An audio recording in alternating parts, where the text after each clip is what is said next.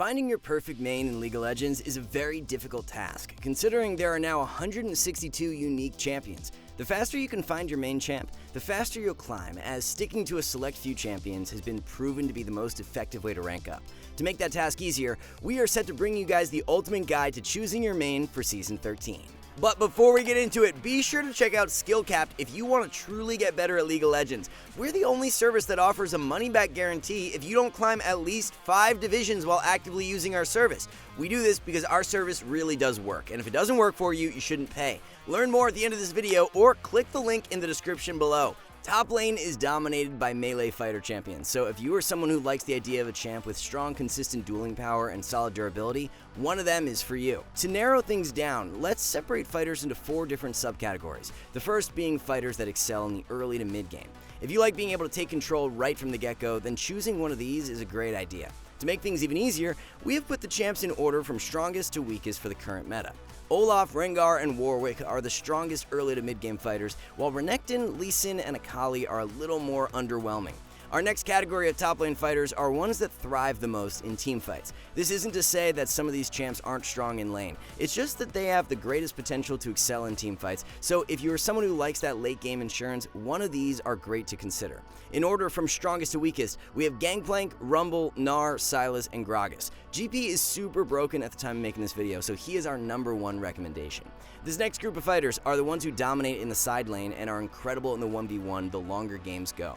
Fiora and Jax are definitely the most broken in this category, while Trundle and Yasuo are 2 we would advise staying away from. And for our final fighter category, we have the Jack of all trades. These fighters are pretty solid at everything and don't excel at anything in specific.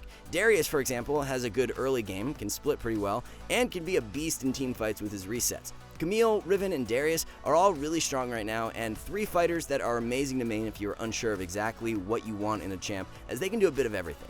Although fighters make up the majority of top lane champs, there are a few other classes of champions as well to choose from.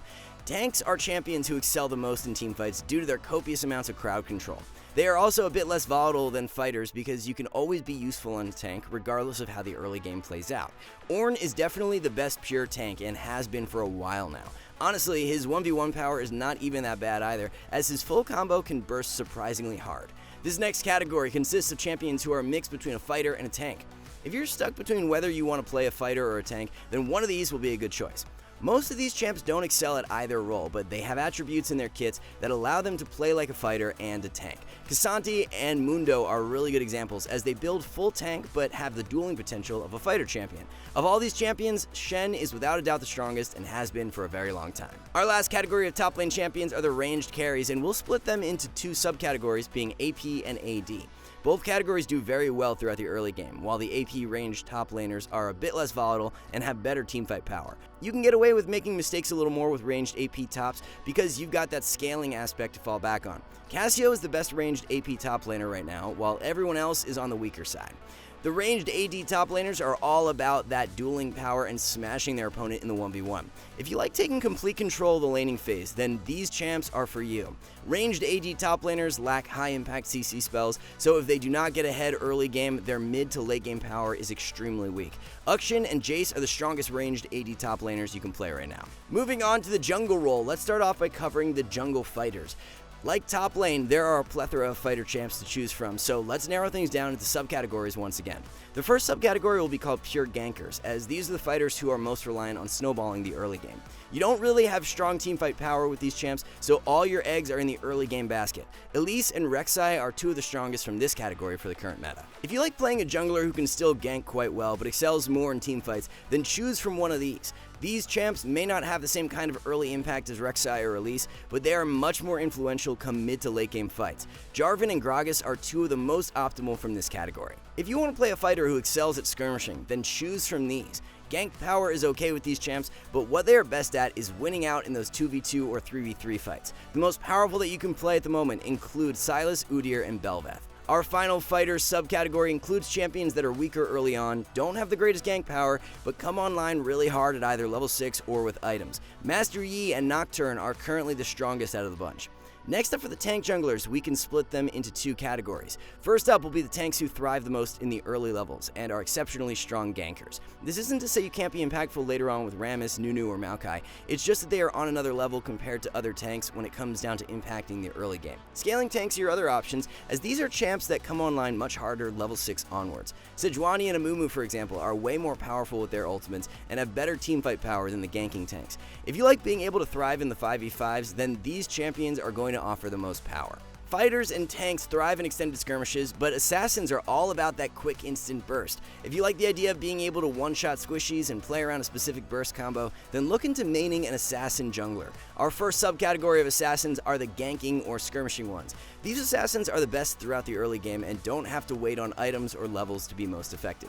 Shaco and Rengar are definitely the best out of the four. This next category of assassins are ones who rely more on levels and items to be most powerful. That isn't to say you can't snowball the early game with these picks, it's just the ganking and skirmishing assassins do a much better job of it. Evelynn and Echo are in really good spots and are great assassin junglers to main. Next up, we have our mage junglers, and what sets these champions apart from most other junglers is their teamfight power. Fiddle and Lilia especially have two of the highest impact teamfight ultimates in the entire game. If you don't care so much about dueling power and just want to play for teamfight impact, these champs are for you. Lastly, we have our ADC junglers being Twitch, Graves, and Kindred. If you enjoy the scaling power that ADCs possess, but don't want to strap yourself into bot lane and would rather the map impact of the jungle role, then playing Graves or Kindred can fulfill that. The mid lane role is heavily dominated by burst mages and assassins who are all very spell reliant and can deal a lot of damage in a short period of time. We can split the mages into a few different subcategories, the first being burst mages. These champions are your pure one-shot mages, so if you like the thought of blowing up your opponent in a split second, these are for you. The best burst mages for the current meta are Vex, Annie, and Veigar.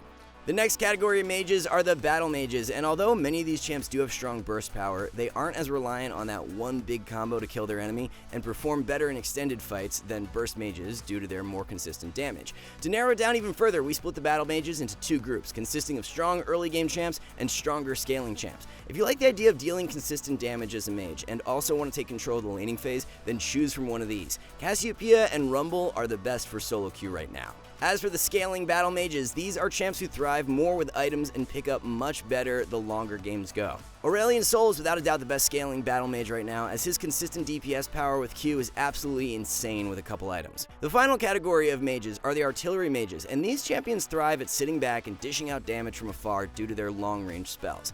These are arguably the most difficult class of mages because they are all very skill shot reliant. However, that does make them very rewarding to master and quite satisfying if you can play them well.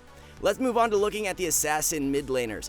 Like burst mages, assassins can deal a ton of damage very quickly. However, they are all melee instead of ranged and have stronger mobility as well. You gotta be right up in the enemy's face to deal damage with these guys, so they can be very volatile champions. If you want to play an assassin who can take control in the laning phase, then these are your options. Talon is currently in the best spot for solo queue of the 5. For more of a scaling assassin who can't be as proactive during the laning phase but comes online much harder with items and levels, these are who you can choose from. Zed is definitely the most optimal out of the 5 here. With mid lane being one of the most impactful roles in the game, if you enjoy playing ADC champs but don't want to play them bot lane, there are a few to choose from who are good mid.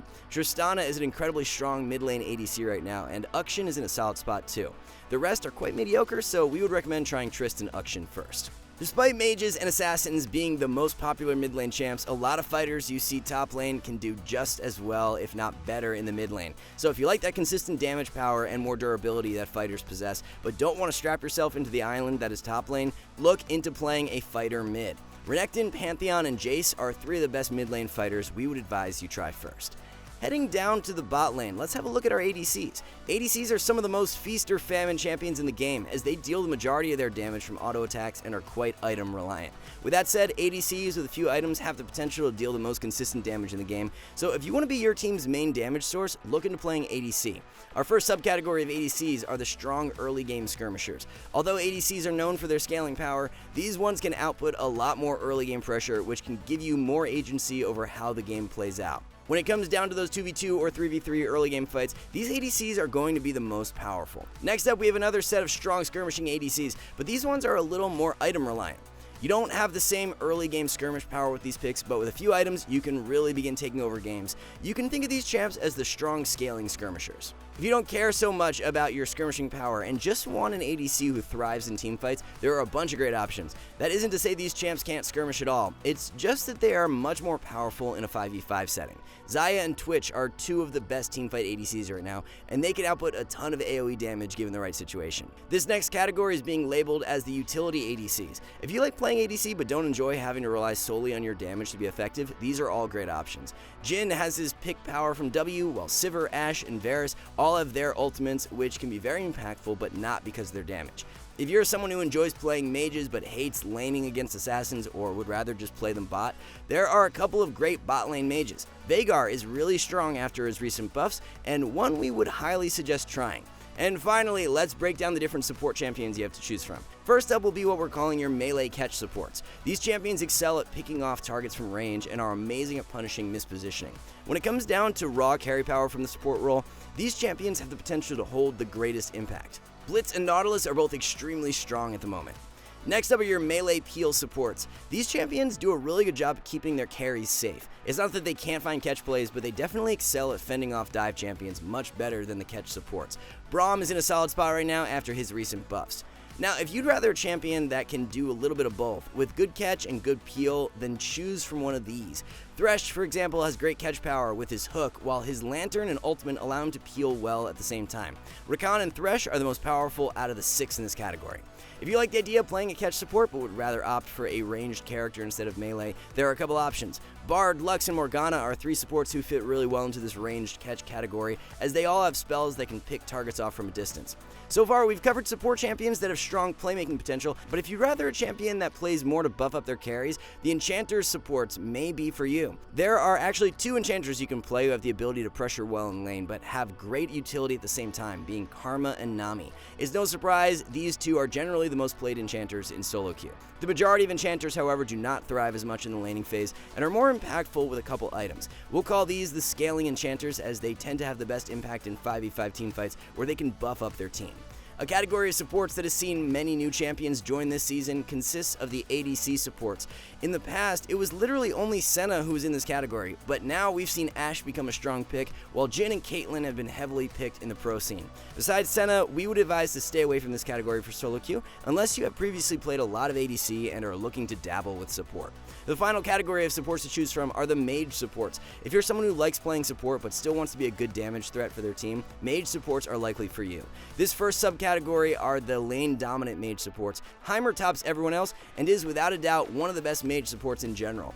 And for the second subcategory, we have the scaling mage supports. You can still have strong early game impact with these champs, but they tend to spike much harder either at level 6 or with items, while the mage supports that excel in lane are more dominant pre-6. Alright guys, before we wrap this up, let's tell you a little more about SkillCapped. So, we offer a 5-division rank up guarantee, and think that's a pretty crazy thing to offer. It's like a gym membership guaranteeing you'll get ripped. Your local gym would go bust if they offered that, right? Not us. We've offered this for years because our service really does work. It works so well, in fact, that we're able to produce by far the largest catalog of premium league guides on the internet. We add over 20 videos a week, with over 1,600 guides curated into over 100 courses no one can compare. We've also sent challenger players into ELO Hell 714 times and counting, where they commentate how to carry live. They also respond to all questions asked. Sign up today for as little as $6.99 a month if you are serious about improving.